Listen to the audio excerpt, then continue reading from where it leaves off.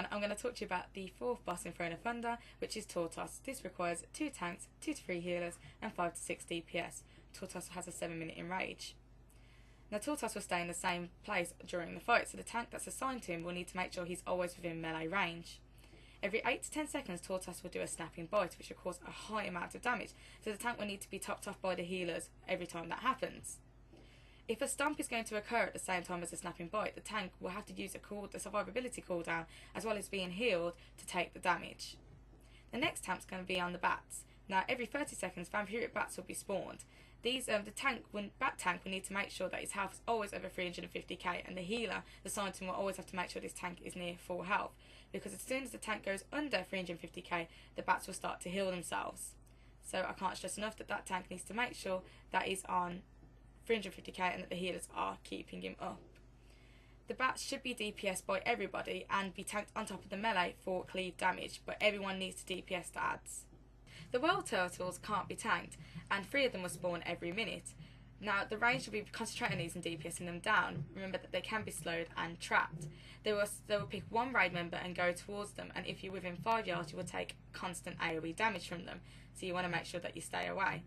Then once they reach 0 health, they will freeze and become immune, and an action bar will appear. We are going to assign one person to be in charge of kicking these turtles, so I don't want to see anyone running and kicking it without knowing, because it's very important that we have one up for the stone breath. With the World Turtles, we're going to make sure that we have one raid member assigned to mark them, so that we DPS them down individually so they go down quicker, or the range will concentrate on one at a time. Now we will always want to make sure we keep one up, so that if there's 2 up we can kick it, and we can kick it anyway at the boss, but there always has to be one for Furious Stone Breath. When the boss hits 100 rage, which is every 45 seconds, Furious Stone Breath will happen, and this will happen for 5 seconds, and we need to kick one of these turtles at him to interrupt him. When this happens, you'll gain a 25%, he'll get a debuff, which means that he takes 25% more damage. So we want to make sure everyone's switching on into him to do as much damage and use their cooldowns when they can. That's why I said that we always need to keep one up for the Furious Stone Breath, but then we can kick others at him when we've got extras and then get the damage buff and do more damage to the boss. We'll need a lot of communication and vent to make sure that we know when it's going to hit, so that we can utilise our cooldowns and our damage on the boss, but make sure that we do it at convenient times so that we're not doing it when there's packs of bats up, and get good timing on it. Stalactites will fall during the fight randomly. You'll see a blue circle on the floor, and you need to make sure that you're not standing in it. It'll do a huge amount of damage and you'll most likely die from it because of all the other damage going on in the fight. It will also cause damage to the raid, which we are going to ignore because the fight's going to be so hectic anyway. But just to let everyone know, I can't stress enough, you need to make sure that you're not standing in the blue circle or you're going to most likely die. Around every 40 to 50 seconds, Tortos will stomp. This stomp will cause us to take 65% of our health off and also stun us for 1 second.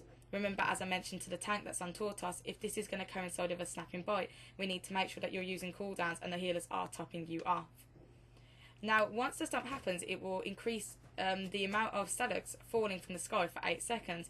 So this is going to be quite a hectic time for the healers and for the raid, because we need to make sure we're avoiding the blue circles on the floor, and there will be a lot more raid-wide damage, and then considering that we're not going to be at full health after the stun anyway.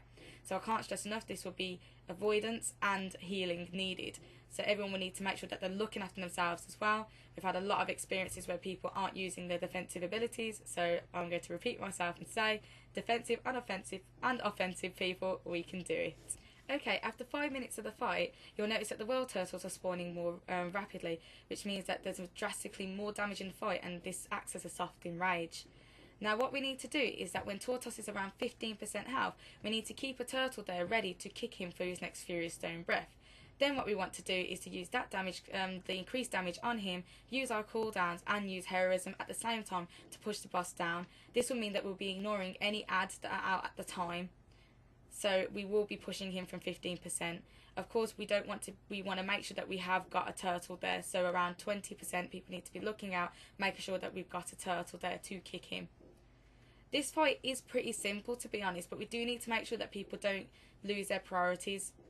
Healers, this is going to be quite challenging for us because there is going to be quite a bit of raid damage, but we need to make sure we're looking after the tanks. The tanks need to generally stay at full health or they are going to end up dying. Range DPS, your priority, as you know, is going to be on the world turtles, but don't forget to attack the bats. And melee, we want to see you hammering the boss and hammering the bats.